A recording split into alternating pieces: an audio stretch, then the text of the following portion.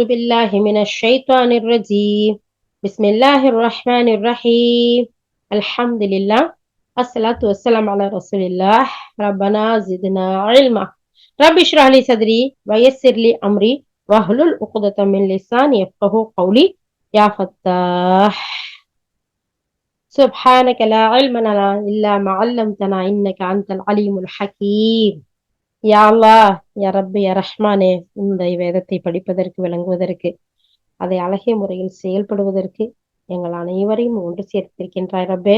எங்களிடமிருந்து இந்த பணியை கபூல் செய்வாயாக. அழகான முறையில் உன்னுடைய பொருத்தத்தையும் எங்களுக்கு தந்தருள்வாயாக. இந்த குர்ஆனை எங்களுடைய உள்ளத்திற்கு வசந்தமாக, எங்கள் கவலையை போக்கக்கூடியதாக, யா அல்லாஹ் மிகப்பெரிய வெற்றியும் ஈரட்டையும் அளிக்கக்கூடியதாக ஆக்கி அருள் புரிவாயாக. ஆமீன் யா ரப்பல் ஆலமீன். அல்ஹம்துலில்லாஹ். அல்லாஹ்வுடைய கிருபையில நம்ம 7 சூறாக்களை பார்த்து முடிச்சிருக்கோம், சூரா ஆராஃப் வரைக்கும். இப்போ 8வது சூரா, சூரா அன்பால். இதுல நம்ம பார்க்க போறது என்னன்னா, மதீனால இறக்கப்பட்ட ஒரு அத்தியாயமா இருக்கு, 75 வசனம். இந்த திருக்குர்ஆனோட 8வது அத்தியாயம், இந்த அன்பால் இருக்கு பாத்தீங்களா, 75 வசனங்களை கொண்டது. நபி ஸல்லல்லாஹு அலைஹி வஸல்லம் வந்து மக்காவில இருந்து மதீனாவுக்கு வந்து ஹிஜ்ரத்துக்கு வந்ததுக்கு பின்னாடி இறங்குனதுனால இது மதனி அத்தியாயம்னு சொல்றோம். இந்த அன்பால்ங்கிற அந்த சொல்ல பார்க்கையில நஃபில் அப்படிங்கிற ஒரு பன்மையான ஒரு சொல்லா இருக்கு. இதுக்கு வந்து கூடுதல், அன்பளிப்பு, பரிசு, இந்த மாதிரியான மீனிங் எல்லாம் இருக்கு. ஆனா இந்த சொல் வந்து போர் செல்வங்கள் இருக்குல்ல, போர்ல கிடைக்கக்கூடிய கனிமத் பொருட்கள்னு சொல்றது, அதுக்கு பயன்படுத்தப்பட்டதா இருக்கு. போர்ன்னு பாத்தீங்கன்னா அதுல தோல்விட்டு ஓடக்கூடிய அந்த எதிரிகள் இருக்காங்கல்ல, அவங்க விட்டு சொல்லக்கூடிய ஆயுதங்கள், ஆடைகள், கால்நடைகள், அந்த மாதிரியான எல்லாம் இன்க்ளூடட் மனிதர்களும் அதுல கைதிகளா பிடிபடுவாங்க. இதுதான் வெற்றி பொருள். இந்த போர்ல கிடைக்கக்கூடிய இந்த வெற்றி பொருள் கிடைக்கிறத நோக்கமா வச்சுதான் வெற்றிக்கு மேல் வெற்றி கூடுதல் கிடைக்கிறது அப்படின்றதா சொல்லுவாங்க. அந்த போர் செல்வங்கள் அப்படின்னு சொல்லுவாங்க. இந்த அடிப்படையில போர் செல்வத்தை நஃபில் அப்படின்னு சொல்லிட்டு கூடுதல் அப்படின்னு சொல்லி அழைக்கக்கூடியதும் இதுக்கு பொருத்தமா இருக்கு அப்படிங்கிறத சொல்றாங்க. இந்த அத்தியாயத்தோட 41வது வசனத்துல இந்த போர் செல்வங்கள் தொடர்பா பேசப்படுறதுனால அதுக்கு முக்கியத்துவம் கொடுத்து இந்த அத்தியாயத்துக்கு போர் செல்வம் அன்பால் அப்படின்னு பெயர் வந்திருக்கு. இதுதான் இதுக்கு காரணமே தவிர இந்த அத்தியாயம் முழுவதும் போர் செல்வங்களை பத்தி தான் பேசும் அப்படிங்கிறது இல்லை. அதை நம்ம பார்த்துக்கட்டும். இது ஒரு அடையாளமா இந்த இதுக்கு வச்சு இதுக்கு ஒரு நேம் சூட்டியிருக்காங்க. ஆனா அதுதான் இந்த சூறாவுக்கு தலைப்புங்கிறது இல்லைங்கிறத இமாம் இப்னு கஸீர் ரஹ்மத்துல்லாஹி நம்ம கொடுத்திருக்காங்க. அது மட்டும் இல்லாம இந்த அத்தியாயத்துல இஸ்லாமிய வரலாற்றுல முக்கிய இடம் வகிச்ச பத்ர் போர் இருக்குல்ல, அந்த பத்ர் போரை பத்தி பார்க்க போறோம்.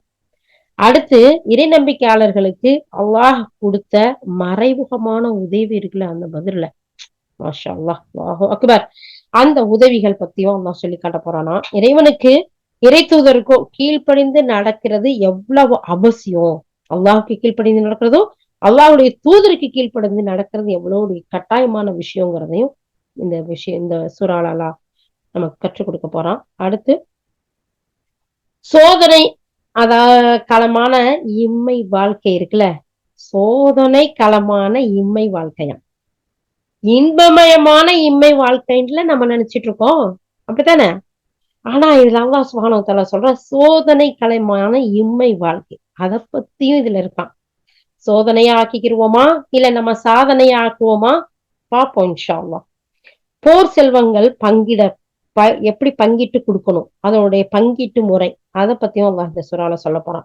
அப்புறம் சமாதானமா போறது இருக்குல்ல, சாந்தமா சமாதானமா விட்டு கொடுத்து, இது மாதிரியான விஷயங்களை எல்லாம் இந்த சூறாக்குள்ள அல்லாஹ் சுப்ஹானஹு வ தஆலா 75 வசனம் தான் இருக்கு, இதுக்குள்ள உள்ளடக்கி இருக்கிறதா சொல்லப்பட்டிருக்கு. அது மட்டும் இல்லாம திருக்குர்ஆன் தொகுக்கப்பட்ட வரிசையில 8வது இடத்துல இருந்தாலும் இறக்கப்பட்ட வரிசையில 88வது அத்தியாயமா இருக்கு அப்படிங்கறத சொல்றாங்க. அல்ஹம்துலில்லாஹ். சூரா அன்பால் மதீனாவில் இறக்கப்பட்டது, 75 வசனங்கள் கொண்டது. ஸ்டார்ட் பண்ணலாமா இன்ஷா அல்லாஹ்? அஷ்ரா ரெடியா? ஓகே. அஊது பில்லாஹி மினஷ் ஷைத்தானிர் ரஜீம். பிஸ்மில்லாஹிர் ரஹ்மானிர் ரஹீம். அளவற்ற அருளாளனும் நிகரற்ற அன்புடையோனுமாகிய அல்லாஹ்வின் திருப்பெயரால் துவங்குகிறேன். நபியே, அன்பால் பற்றி அவர்கள் உம்மிடம் வினவுகின்றார்கள். கூறுவீராக, அன்பால் அல்லாஹ்வுக்கும் அவனுடைய தூதருக்கும் உரியனவாகும். எனவே நீங்கள் அல்லாஹ்வுக்கு அஞ்சுங்கள். மேலும் உங்களுக்கிடையே உள்ள உறவுகளை சீராக்கிக் கொள்ளுங்கள். மேலும் நீங்கள் நம்பிக்கை கொண்டோராயின் அல்லாஹ்வுக்கும் அவனுடைய தூதருக்கும் கீழ்ப்படியுங்கள். உண்மையான இறை நம்பிக்கையாளர்கள் யாரெனில், அல்லாஹ்வின் பெயர் கூறப்படும் போது அவர்களுடைய உள்ளங்கள் அஞ்சி நடுங்கும். மேலும் அவனுடைய வசனங்கள் அவர்கள் முன் ஓதப்பட்டால் அவர்களுடைய நம்பிக்கை அதிகமாகிவிடும். மேலும் அவர்கள் தங்களுடைய இறைவனையே முழுவதும் சார்ந்திருப்பார்கள். அவர்கள் தொழுகையை நிலைநிறுத்துவார்கள். இன்னும் நாம் அவர்களுக்கு வழங்கியவற்றிலிருந்து நம்முடைய வழியில் செலவு செய்வார்கள். இத்தகையோர்தாம் உண்மையான நம்பிக்கையாளர்கள். அவர்களின் இறைவனிடம் அவர்களுக்கு உயர்ந்த படித்தரங்கள் இருக்கின்றன. மேலும் தவறுகளுக்கு மன்னிப்பும் கண்ணியமான நட்பேரும் இருக்கின்றன. அல்ஹம்துலில்லாஹ். அல்லாஹ் சுப்ஹானஹு வ தஆலா 1 to 4 வசனத்துல எடுத்ததோட நபி ஸல்லல்லாஹு அலைஹி வஸல்லம் அவங்கள அல்லாஹ் அழைக்கிறான். நபியே, இங்க வாங்க, உங்ககிட்ட ஒரு விஷயம் சொல்லணும், கேளுங்க அப்படிங்கிற மாதிரி. இந்த அன்பால் இருக்குல்ல, போர்ல கிடைக்கக்கூடிய செல்வம், அத பத்தி மக்கள் உங்ககிட்ட கேக்குறாங்களா? எடுத்ததுமே எஸ் அலூனக்கு, உங்ககிட்ட கேக்குறாங்களா? எது பத்தி? அனில் அன்பால். அந்த அன்பால் தான் போர் செல்வங்களை பத்தி உங்ககிட்ட கேக்குறாங்களா? அவங்க கிட்ட நீங்க சொல்லுங்க, அது அல்லாஹ்வுக்கும் அல்லாஹ்வுடைய தூதருக்கும் உரியது.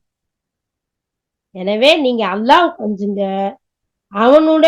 அது மட்டும் இல்லாம உங்களோட இருக்கக்கூடிய உறவுகளை சீராக்கி கொள்ளுங்க. நீங்க நம்பிக்கை கொண்ட மக்களா இருந்தா அவனுக்கும் அவனுடைய தூதருக்கும் கீழ்ப்படுகிறதா உங்களுக்கு கட்டளை, ஏவல். உங்களுக்கு அல்லாஹ் சுப்ஹானஹு சொல்லக்கூடிய செய்தி. இத சொல்லுங்க அந்த மக்கள் கிட்ட அப்படின்னு அல்லாஹ் சொல்லிட்டு, நீங்க உண்மையிலே நம்பிக்கை கொண்டவரா இருந்தா அல்லாஹ்வுடைய பேர் கூறப்படும் போது உங்களுடைய உள்ளமெல்லாம் இருக்குல்ல அஞ்சி நடுங்கிரும். ஏன்னா சாதாரணமாவே நமக்கு முன்னாடி ஒரு உயர்ந்த ஆபீசர் வர்றாருன்னு சொல்லியோ, இல்ல போலீஸ் இன்ஸ்பெக்டர் வர்றாங்கன்னு சொன்னாவோ, இல்ல ஏதோ ஒரு பெரிய அதிகாரிகள் ஏதோ ஒரு இடத்துல வர்றாங்க, எதுக்கு இங்க வர்றாங்க, என்ன நடக்க போகுது, என்ன ஏதோ ஆயிருமோ அப்படின்ற ஒரு அச்சம் பயம் இருக்கும் இல்லையா? ஆனா இவங்கெல்லாம் மனிதர்கள், சக மனிதர்கள், சில பொறுப்புகள்ல இருக்கிறாங்க. ஆனா அல்லாஹ் சுப்ஹானஹு வ தஆலா அவனுடைய ஆட்சி, அவனுடைய அதிகாரம், அவனுடைய படைப்பு, அவனுடைய கருணை, அவனுடைய தண்டனை, இதெல்லாம் அவனுடைய சிபத்துக்களை எல்லாம் நம்ம கம்பேர் பண்ணி பார்க்கல. அப்பா சுப்ஹானல்லாஹ், அவனுக்கு ஈடு இணை இல்லை, யாருமே இல்லை. அல்லாஹ் சுப்ஹானஹு வ தஆலா அதான் சொல்லி காட்டுறான் சூரா இஹ்லாஸ்ல. அந்த ரப்புல் ஆலமீனோட பேரை கேட்டா உள்ளமெல்லாம் நடுங்கிரும்.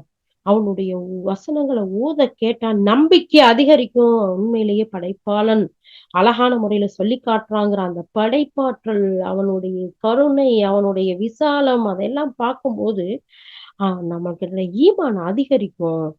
அது மட்டும் இல்ல, நம்முடைய ரப்ப முழுவதுமா சார்ந்து இருப்பாங்க. யார் தெரியுமா? அவங்க எல்லாம் உண்மையான இறை நம்பிக்கை கொண்டவர்கள். அல்லாஹ்ன்னு சொன்னா கல்பு நடுங்கும், வசனங்கள் ஓதுனா ஈமான் அதிகரிக்கும். அவங்க எந்த ஒரு செயல் செஞ்சாலும் சரி ரப்ப முழுமையா சார்ந்து இருக்கக்கூடிய மக்களா இருப்பாங்க. அப்படிப்பட்ட மக்கள் எப்படி வாழ்வாங்க தெரியுமா? தன்னுடைய அன்றாட வாழ்க்கையில தொழுகையை கரெக்டா டைம் வந்ததோட நிலை நிறுத்துவார்கள். ஜமாத்துல போய் கூட்டா தொழுகுவாங்க. பெண்களா இருந்தா அந்த வக்து வந்ததோட நினைவு கூறப்படும் போது உடனே யாவா அல்லாஹு அக்பர், அல்லாஹ் பெரியவன், அல்லாஹ் பெரியவன் வாங்கன்னு சொல்லி கூப்பிடு போது, இந்தா வந்துட்டேன் அல்லாஹ் அப்படின்னு சொல்லிட்டு ஆஜராகுவாங்க. அது மட்டும் இல்ல, அவங்களுக்கு அல்லாஹ் தாலா கொடுத்திருக்கான்ல, அல்லாஹ் தாலா சொல்றான், அவர்கள் சம்பாதித்ததுல இருந்துன்னு சொல்லல இந்த இடத்துல, அவர்களுக்கு நாம் வழங்கியதுல இருந்து. அப்ப சம்பாதிச்சது நம்மளா இருந்தாலும் கொடுத்தது யாரு? அல்லாஹ் சுப்ஹானஹு வ தஆலா தான். அப்ப அவங்களுக்கு அவங்களுக்கு நம்ம வழங்குனதுல இருந்து அவங்க அல்லாஹ்வுடைய வழியில் செலவு செய்யக்கூடியவர்களா இருக்கிறாங்க. இப்படிப்பட்ட மக்கள் தான் உலாயிக ஹுமுல் முஃமினூன ஹக்கா சொல்றான் பாருங்க அல்லாஹ். அந்த வசனத்தை பாருங்க, உலாயிகஹும், இவர்கள்தான் முஃமின்கள், உண்மையான முஃமின்கள். இவர்கள் அல்லாஹ்விடத்தில் அவர்களுக்கு உயர்ந்த படித்தரங்கள் இருக்குது, மிகப்பெரிய அந்தஸ்து இருக்குது. அவங்க தவறு அவர்களுக்கு மன்னிப்பும் கண்ணியமான நற்பேரும் இருக்கு. சுப்ஹானல்லாஹ். அப்ப அவங்க தவறு செஞ்சுதானே அல்லாஹ் மன்னிப்பான். அப்ப அவர்களுக்கு தவறு செய்யும் போது அவர்களுடைய தவறுகளுக்கு அல்லாஹ் மன்னித்து கண்ணியமான நற்பேரையும் உயர்ந்த படித்தரங்களையும் அந்தஸ்தையும் கொடுப்பானா? யாருக்கு? உண்மையான மோமீன்களுக்கு. அந்த உண்மையான மோமீன்கள் யார்? அல்லாஹ்வுடைய பெயரை சொன்னால் அஞ்சுவார்கள். அல்லாஹ்வுடைய வசனத்தை கேட்டால் அதன்படி ஈமான் அதிகரித்து அப்படியே அதுக்கு கட்டுப்பட்டு தொழுகையை நிலைநாட்டி தனக்கு கொடுத்ததுல ரப்புடைய கட்டளைக்கு வழிபட்டு நடக்கக்கூடிய மக்கள்கள். யா அல்லாஹ் இப்படிப்பட்ட மக்களில் எங்களையும் எங்களுடைய சந்ததிகள் இருக்காங்கல்ல யா அல்லாஹ். நாங்க பெத்த பிள்ளைங்க மட்டும் இல்ல யா அல்லாஹ். எங்க பிள்ளை பெத்த பிள்ளை பேர பிள்ளைங்க அவங்க படுறது இப்படி வாரிசுகள். யா அல்லாஹ் எங்களுடைய வாரிசுகள் அனைவரையும் யா அல்லாஹ். யா அல்லாஹ் எங்கள் உற்றார் உறவினர் சுற்றத்தார் நண்பர்கள் யா அல்லாஹ் உலக முஸ்லிம்கள் எங்கள் ஊர் மக்கள் அனைவரையும் இந்த வெற்றி பெற்ற கூட்டத்தில் உன்னிடம் உயர்ந்த படித்தரங்களை அந்தஸ்துகளை பெறக்கூடிய கூட்டத்தில் தவறுகளுக்கு மன்னிப்பு கொடுத்து கண்ணியமான நற்பேறு பெறக்கூடிய கூட்டத்தில் சேர்த்து வைப்பாயாக யா அல்லாஹ். ஆமீன் யா ரப்பல் ஆலமீன். இன்னைக்கு வெள்ளிக்கிழமை நம்ம செய்யக்கூடிய துவாக்கெல்லாம் கபூலாகக்கூடியது. நிறைய துவா செய்வோம் இன்ஷா அல்லாஹ். ஓகேடா, அடுத்த வசனம் 5வது வசனம் படிங்க. இந்த போர் பொருட்கள் விவகாரத்தில் உருவாக்கி கொண்டிருக்கின்ற நிலை முன்பு ஏற்பட்ட நிலையை போன்றே உள்ளது. அப்போது இறைவன் உம்மை சத்தியத்துடன் வீட்டிலிருந்து வெளிக்கொணர்ந்தான். இறை நம்பிக்கையாளர்களில் ஒரு பிரிவினருக்கு அது வெறுப்பாக இருந்தது. அவர்கள் சத்தியம் தெளிவாகிவிட்ட பின்னரும் அது குறித்து உம்மிடம் தர்க்கம் செய்து கொண்டிருந்தனர். அவர்களுடைய நிலைமை கண்களால் பார்த்து கொண்டிருக்கும் போதே மரணத்தின் பக்கமாக இழுத்துச் செல்லப்படுவது போன்று இருந்தது. மேலும் இதனையும் நினைத்து பாருங்கள். இரு கூட்டத்தாரில் ஒரு கூட்டம் நிச்சயம் உங்கள் கைக்கு கிடைத்து விடுவார் என்று அல்லாஹ் உங்களிடம் வாக்குறுதி அளித்தான். ஆனால் நிராயுத பாணிகளான கூட்டத்தினர் உங்களுக்கு கிடைக்க வேண்டும் என நீங்கள் விரும்பினீர்கள். ஆனால் அல்லாஹ்வோ தன் வாக்குகளால் சத்தியத்தை சத்தியம் என்று காட்டவும் நிராகரிப்பாளர்களை வேறறுக்கவுமே நாடியிருந்தான். ஏனெனில் சத்தியம் சத்தியம்தான் என்றும் அசத்தியம் அசத்தியம்தான் என்றும் தெளிவாக்கிட வேண்டும் என்பதற்காக. குற்றவாளிகள் இதனை எவ்வளவு வெறுத்தாலும் சரியே. அல்லாஹ் தன்னுடைய கட்டளைய எப்படி உறுதிப்படுத்துறான் பாருங்க. சத்தியம் சத்தியம்தான், அசத்தியம் அசத்தியம்தான். நாம விரும்புறதெல்லாம் நடக்கிறது இல்ல. நம்மளுடைய ரப்பு எதை நாடுறானோ அதுதான் நடக்கும்.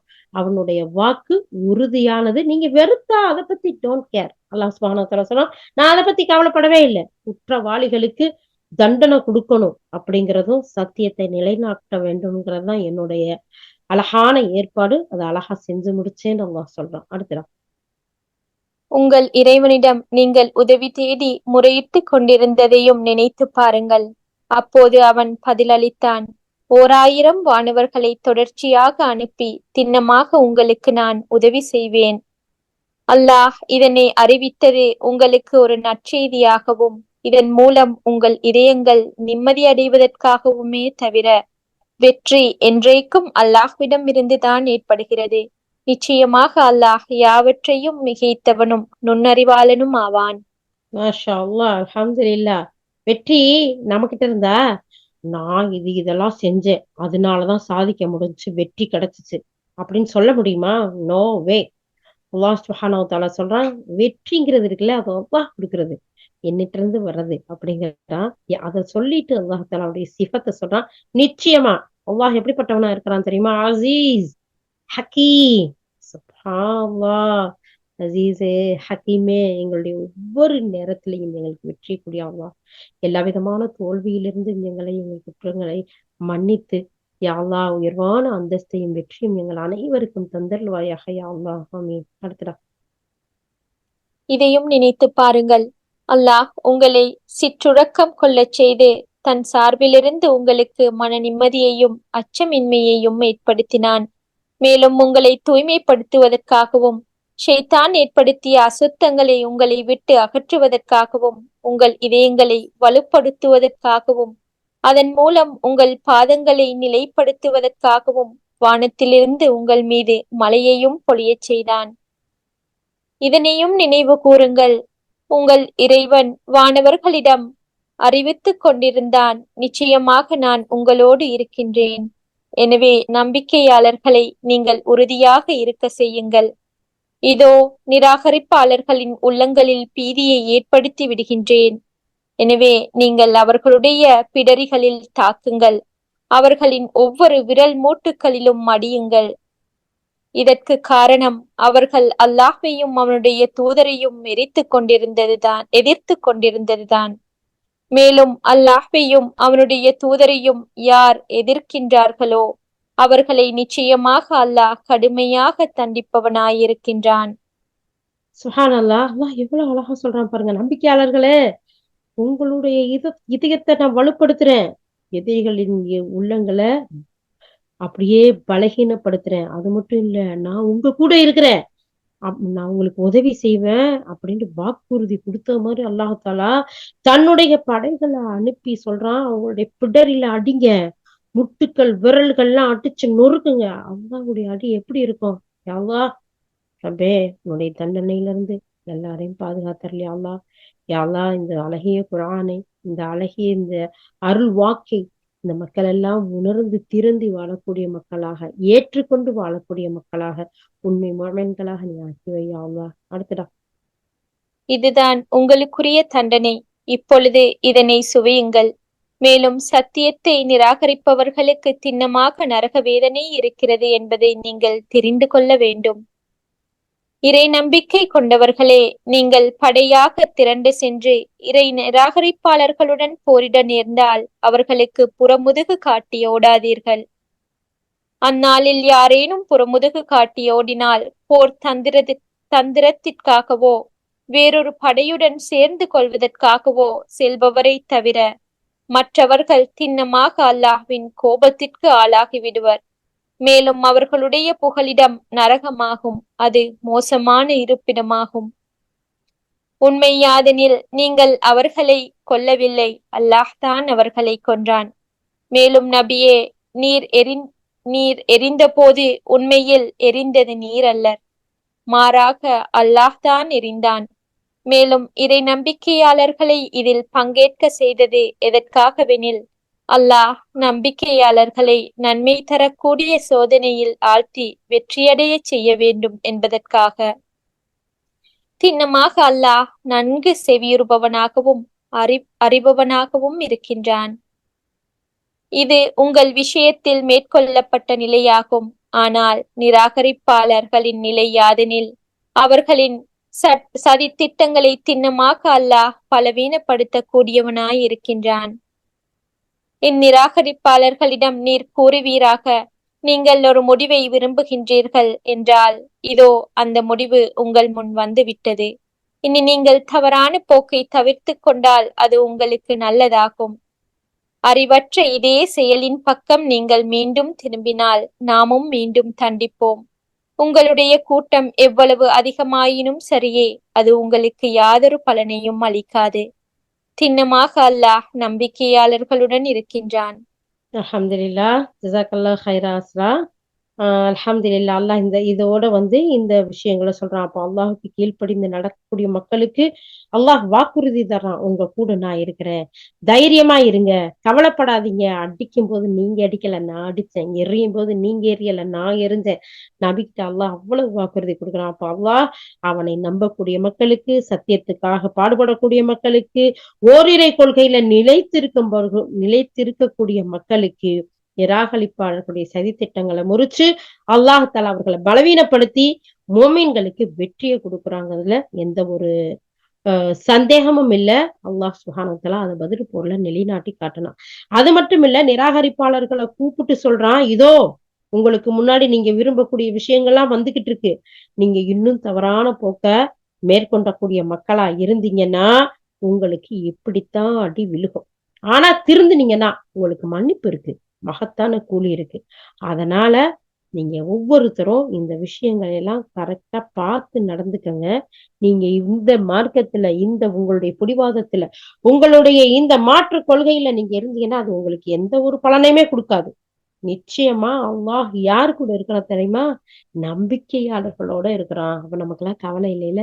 அல்லாஹ்வே அல்லாஹ்வே சுப்ஹானஹு வ தஆலா சொல்றான்ல, வஅன்னல்லாஹ மஅல் முஃமினீன், அப்போ நான் நம்பிக்கையாளர்களோட இருக்கேன். நம்மலாம் உண்மையிலேயே நம்பிக்கை கொண்டது உண்மையா இருந்தா, உண்மையான ஈமான் கொண்டிருந்தோம்டா, அந்த உண்மையான நேசத்தோட உழைக்கக்கூடியவர்களா, பாடுபடக்கூடியவர்களா, அந்த நம்பிக்கை அல்லாஹ் மீது முழுமையா பாரம் சுமத்தக்கூடியவர்களா, ரப்புல் ஆலமீன்ட்ட நம்ம ஒப்படைக்கக்கூடியவர்களா இருந்தா, எந்த ஒரு கவலையுமே இல்ல. அல்லாஹ் தஆலா அடுத்தடுத்த வசனங்கள்ல சொல்லி காட்டுறான். நம்ம இதுக்கு முன்னாடி நிறைய படிச்சிருக்கோம்.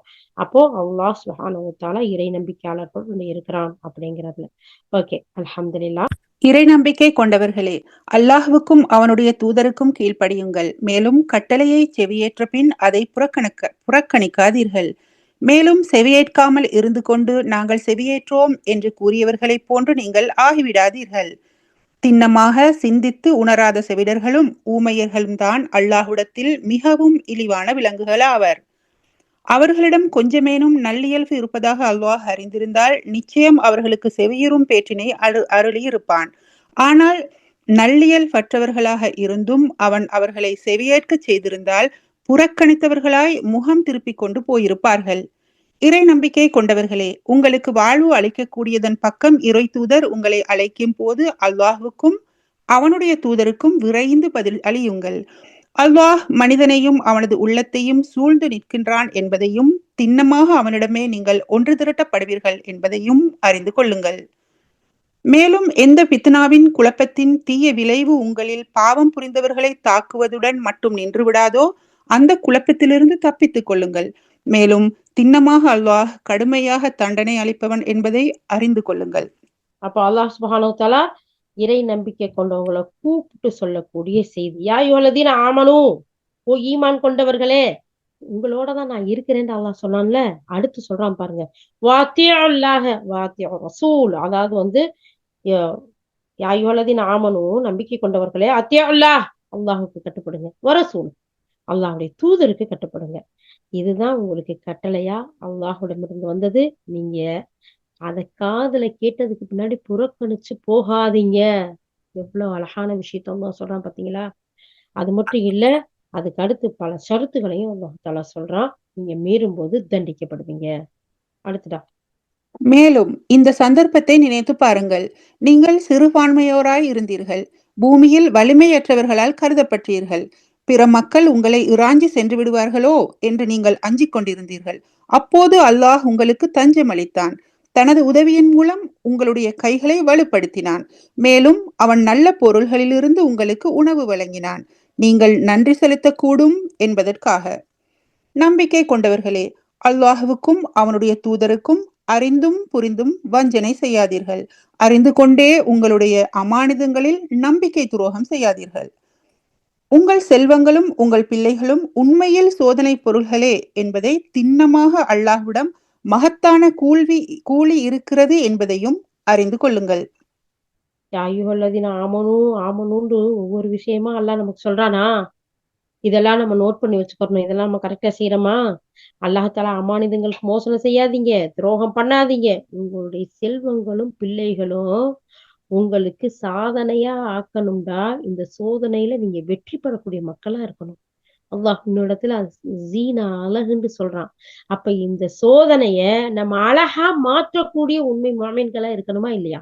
நிச்சயமா. அடுத்ததா, இறை நம்பிக்கை கொண்டவர்களே, நீங்கள் அல்லாஹ்வுக்கு அஞ்சி வாழ்ந்தீர்களாயின் உங்களுக்கு சத்தியத்தையும் அசத்தியத்தையும் பிரித்து காட்டக்கூடிய உரைக்கல்லை வழங்குவான். மேலும் உங்களுடைய தீமைகளை உங்களை விட்டு நீக்கி விடுவான். மேலும் உங்களை மன்னித்து விடுவான். அல்லாஹ் மாபெரும் அருளுடையவனாய் இருக்கின்றான். எவ்வளவு அழகான நம்பிக்கையை கொடுக்கக்கூடிய வார்த்தை. யா அய்யுஹல்லதீன ஆமனூ, என்னை நம்பிய மக்களே, தனியா முஃமின்களை பார்த்து, முஸ்லிம்களை பார்த்து, அவனை நம்பிக்கை கொண்டவங்களை பார்த்து அல்லாஹ் தஆலா சொல்றான், நீங்க அல்லாஹ்வுக்கு அஞ்சி வாழ்ந்தா உங்களுக்கு நேர்வழிய காட்டுவேன், தீமையில இருந்து உங்களை பாதுகாத்துருவேன், உங்களுக்கு மன்னிப்பும் கொடுப்பேன். நான் எப்படிப்பட்டவனா இருக்கிறேன் தெரியுமா? வல்லாஹு துல் ஃபضலில் அஸீம், மகத்தான அருளையும் தருவேன். சுப்ஹானல்லாஹ் யா அல்லாஹ். இந்த மகத்தான அருளுக்குரிய மக்களா எங்கள் அனைவரையும் நீ ஆக்கி வை யா அல்லாஹ். ஆமீன். அடுத்ததா, மேலும் இந்த நேரத்தை நினைவு கூறுங்கள். சத்தியத்தை நிராகரித்தவர்கள் உமக்கு எதிராக சதித்திட்டங்களை உருவாக்கி கொண்டிருந்தார்கள். உம்மை கைது செய்ய வேண்டும், அல்லது உம்மை கொலை செய்ய வேண்டும், அல்லது நாடு கடத்த வேண்டும் என்பதற்காக இவ்வாறாக அவர்கள் தங்களுடைய சூழ்ச்சியை செய்து கொண்டிருந்தார்கள். மேலும் அல்லாஹ் தன்னுடைய சூழ்ச்சியை செய்து கொண்டிருந்தான். இன்னும் அல்லாஹ் சூழ்ச்சி செய்வோரில் அனைவரையும் விட சிறந்தவனாய் இருக்கின்றான். மேலும் நம் வசனங்கள் அவர்கள் முன் ஓதி காண்பிக்கப்படும் போது கூறுவார்கள், நாங்கள் கேட்டுக்கொண்டோம், நாங்கள் நினைத்தால் இதை போன்று நாங்களும் உருவாக்கி கூற முடியும். இவையெல்லாம் முன்னோர்கள் கூறி வரும் கட்டுக்கதைகளே அன்றி வேறில்லை. மேலும் அவர்கள் இவ்வாறு கூறியதை நினைத்து பாரும், இறைவனே, இது உன்னிடமிருந்து அருளப்பட்ட சத்தியம் என்பது உண்மையாயின் எங்கள் மீது வானத்திலிருந்து கல் மாறி பொழிந்துவிடும், அல்லது துன்புறுத்தும் வேதனையை எங்களுக்கு கொண்டு வா. ஆனால் நீர் அவர்களுக்கிடையே இருக்கும்போது அல்லாஹ் அவர்கள் மீது வேதனையை இறக்குபவனாக இல்லை. மேலும் மக்கள் பாவ மன்னிப்பை வேண்டிக் கொண்டிருக்கும் நிலையில் அவர்களின் மீது வேதனையை இறக்கி விடுவது அல்லாஹ்வின் நியதி அல்ல. அல்லாஹு தாலா எவ்வளவு அற்புதமா இந்த இடத்துல நீங்க அல்லாஹ்வை பயந்து அஞ்சி வாழ்ந்தா உங்களை மன்னிச்சு உங்களுக்கு மிகப்பெரிய சிறப்பையும் கொடுப்பான். ஆனா இப்படிப்பட்ட ஒரு நேரத்தை நினைச்சு பாருங்க, அவங்க சதி திட்டம் எல்லாம் என்ன ஆச்சு. அல்லாஹ் அந்த சூழ்ச்சியில இருந்தெல்லாம் உங்களை காப்பாத்தினான்ல. சூழ்ச்சி செய்வதற்கு அல்லாஹ்வோட சிறந்தவன் யாரும் கிடையாது. அதனால நம்முடைய வசனங்கள் உங்களுக்கு முன்னாடி ஓது காட்டும் போது நீங்க என்ன செய்யணும், நாங்க கேட்டோம், நாங்கள் நினைத்தால் இதை போல கொண்டு வர முடியும் அப்படின்னு சொல்லி உங்களுடைய முன்னோர்கள் கூறி வந்த கட்டுக்கதையே இல்ல வேற இல்ல அப்படின்னு சொல்லி நிராகரிக்கக்கூடிய மக்கள் சொல்றீங்களே பாருங்க. அது மட்டும் இல்ல, நீங்க சொல்றீங்க நீங்க வேணும்னா உங்களுக்கு சொல்லக்கூடிய தண்டனையும் கொண்டு வாங்கன்னு சொல்றீங்க. கொண்டு வர்றது பெரிய காரியம் இல்ல நபியே, நீங்க அவங்க கூட இருக்கீங்க, அதுக்காக அவகாசம் கொடுத்திருக்கோம். இந்த மக்கள் திருந்தக்கூடியவர்களா இருந்தா பாவ மன்னிப்பு வேண்டிக் கொண்டிருக்கக்கூடிய நிலையில இருக்கக்கூடிய மக்களும் இருக்கிறதுனால அவங்களுக்கு அந்த நேரத்துல வேதனை இறக்கிறது அல்லாஹ்வுடைய நியதி அல்ல. அதனால ஒவ்வொருத்தரும் கேட்டுக்கிட்டு இருக்காங்களா, அதுக்குரிய குறிப்பிட்ட நேரம் இருக்கு, காத்திருக்கட்டும். அல்லாஹ் சொல்லி காட்டுறான். அடுத்தடா. அவர்கள் மஸ்ஜிதுல் ஹராமுக்கு முறையான நிர்வாகிகளாக இல்லாத நிலையில் மக்களை அங்கு செல்ல விடாமல் தடுத்துக் கொண்டிருக்கின்றார்கள். இந்நிலையில் அல்லாஹ் அவர்களை வேதனைக்குள்ளாக்காமல் இருப்பதற்கு அவர்களிடம் என்ன காரணம் உள்ளது? இறையச்சம் உடையவர்கள் மட்டுமே அதன் முறையான நிர்வாகிகளாய் ஆக முடியும். எனினும் அவர்களில் பெரும்பாலோர் இதனை அறிய மாட்டார்கள். கஅபா ஆலயத்தில் அவர்களுடைய தொழுகை சீட்டி அடிப்பதும் கை தட்டுவதுமே அன்றி வேறில்லை. எனவே நீங்கள் நிராகரித்துக் கொண்டிருந்த காரணத்தால் இப்போது வேதனையை சுவையுங்கள். சத்தியத்தை மறுத்தவர்கள் அல்லாஹ்வின் வழியில் செல்லவிடாமல் மக்களை தடுப்பதற்காக தங்களுடைய பொருள்களை செலவழிக்கின்றார்கள். மென்மேலும் செலவழித்துக் கொண்டே இருப்பார்களானால் இறுதியில் இந்த செயல்களே அவர்கள் வருந்துவதற்கு காரணமாய் அமைந்துவிடும். பிறகு அவர்கள் தோல்வி அடைவார்கள். மேலும் இறை நிராகரிப்பாளர்கள் நரகின் பக்கமே ஒன்று சேர்க்கப்படுவார்கள். எதற்காகவெனில் அல்லாஹ் தூய்மையானதிலிருந்து தூய்மையற்றதை பிரித்தெடுத்து தூய்மையற்ற ஒவ்வொன்றையும் ஒன்று சேர்த்து பிறகு அந்த குவியலை நரகத்தில் வீசி எறிவதற்காக. இத்தகையோர்தாம் முற்றிலும் இழப்பிற்குரியவர்களாவர். இழப்புக்குரியவங்க யாரு? அல்லாஹ்வுடைய வசனத்தை புறக்கணிச்சாங்களா? அவனை தோல்வியுடைய செய்ய முடியுமா? அவனுடைய வழியில செலவழிங்கன்னு சொல்லையில எல்லாம் காலியா போயிரும். இல்ல ஒரு தடவை கொடுத்தா போதும் அப்படிலாம் சொல்லிக்கிட்டு அதுக்கு சாக்கு போட்டுக்கிட்டு மறுத்து வாழக்கூடிய மக்களா எல்லாத்தையும் சேர்த்து மொத்தமா நரகத்துல தூக்கி வீசுவேன் அப்படிங்கிறத அல்லாஹ் சொல்லி காட்டுறான். அல்லாஹ் நீ காப்பாத்தியா அல்லாஹ். அடுத்தடா. நபியே, நிராகரிப்பாளர்களிடம் நீர் கூறும், இப்போதேனும் அசத்திய போக்கிலிருந்து அவர்கள் விலகிக் கொள்வார்களாயின் முன்பு செய்த குற்றங்கள் யாவும் மன்னிக்கப்பட்டுவிடும். ஆனால் பழைய போக்கிற்கு அவர்கள் மீண்டும் திரும்புவார்களாயின் முற்கால மக்கள் என்ன கதிக்கு ஆளானார்கள் என்பது எல்லோருக்கும் தெரிந்ததே. இறை நம்பிக்கை கொண்டவர்களே, குழப்பம் இல்லாதொழிந்து தீன் முழுவதும் அல்லாஹ்வுக்கே உரித்தானதாகும் வரை நீங்கள் நிராகரிப்பாளர்களுடன் போர் புரியுங்கள். பிறகு அவர்கள் அதிலிருந்து விலகிக் கொண்டால் அவர்களுடைய செயல்களை திண்ணமாக அல்லாஹ் உற்று நோக்குபவனாக இருக்கின்றான். மேலும் அவர்கள் ஏற்றுக்கொள்ளாமல் புறக்கணித்தால் அல்லாஹ் உங்கள் பாதுகாவலனாக இருக்கின்றான் என்பதை அறிந்து கொள்ளுங்கள். அவன் சிறந்த பாதுகாவலனும் சிறந்த முறையில் உதவி புரிபவனும் ஆவான். மாஷா அல்லாஹ், ஜஸாக்கல்லாஹ் ஹைரா பிஷ்ரா. அல்ஹம்துலில்லாஹ் அல்ஹம்துலில்லாஹ். அல்லாஹ் சுப்ஹானஹு வ தஆலா ஈமான் கொண்ட மக்களுக்கு எவ்வளவு அழகான வாக்குறுதிகளை கொடுத்து அவர்களுக்கு அல்லாஹ் தஆலா அவங்க கூட நான் இருக்கிறேன், உங்களுக்கு தைரியமா நீங்க போர் செய்யுங்க. இறை நம்பிக்கையை கொண்டவர்களே, குழப்பம் இல்லாத இந்த தீன் முழுவதும் உரித்தாகும் வரை, அல்லாஹ்வுக்கே உரித்தாகும் வரை இந்த நிராகரிப்பாள்கிட்ட நீங்க போர் செய்யுங்க, அதுல இருந்து நீங்க விலகாதீங்க. உங்களுடைய செயல்களை அல்லாஹ் உற்று நோக்கக்கூடியவனா இருக்கான். அவங்க புறக்கணித்தால் அல்லாஹ் உங்களுக்கு பாதுகாவலனா இருக்கான். பாதுகாக்கிறதுல ரப்ப விட இப்படிப்பட்ட ஒரு பாதுகாப்பல யாரு கொடுக்க முடியும்? அல்லாஹ் சொல்றான் பாருங்க, அல்லாஹ் நிச்சயமா அல்லாஹ் மௌலாக்கும் நிஅமல் மௌலா வ நிஅமன் நசீர். சுப்ஹானல்லாஹ். அவனை மாதிரி உதவி செய்யக்கூடியவன், அவனை மாதிரி பாதுகாக்கக்கூடியவன் வேற யாரு இருக்க முடியும்? அதனால கவலைப்படாதீங்க. இந்த தீன் அல்லாஹ்வுக்குரியது. அந்த மார்க்கம் அல்லாஹ்வுடைய மார்க்கம். அந்த மார்க்கத்திற்கு மக்கள் வந்து ஒண்ணு சேரும் வரைக்கும் நீங்க போர் செய்யுங்க. இந்த மார்க்கத்தை நிலைநாட்டணும். இந்த மார்க்கம் உண்மையானது. அல்லாஹ் ஒருத்தன் தான் வணக்கத்திற்குரியவன்கிறத மக்கள்கிட்ட எடுத்து சொல்லுங்க. அதுக்காக நீங்க பாடுபடுங்க. நான் நிச்சயமா உங்க கூட இருக்குங்கிற மிகப்பெரிய வாக்குறுதியை அல்லாஹ் சுப்ஹானஹு வ தஆலா கொடுக்குறான். யா அல்லாஹ், அழகிய முறையில் இந்த மார்க்கத்துக்காக நாங்க உழைக்கக்கூடியவர்களாக, யா அல்லாஹ் இந்த தீனை நிலைநாட்டக்கூடியவர்களாக, யா அல்லாஹ் உன்னுடைய கட்டளைகள் ஒவ்வொன்றுக்கும் அழகிய முறையில் நாங்கள் கட்டுப்பட்டு வாழக்கூடியவர்களாக, யா அல்லாஹ் நரகத்தில் வீசி எறியும் கூட்டத்திலிருந்து பாதுகாப்பு பெற்றவர்களாக எங்கள் அனைவரையும் நீ அருள் புரிவாயாக. வாஹிர் தஅவானா அல்ஹம்துலில்லாஹி ரப்பில் ஆலமீன். ஆமீன் ஆமீன் யா ரப்பல் ஆலமீன்.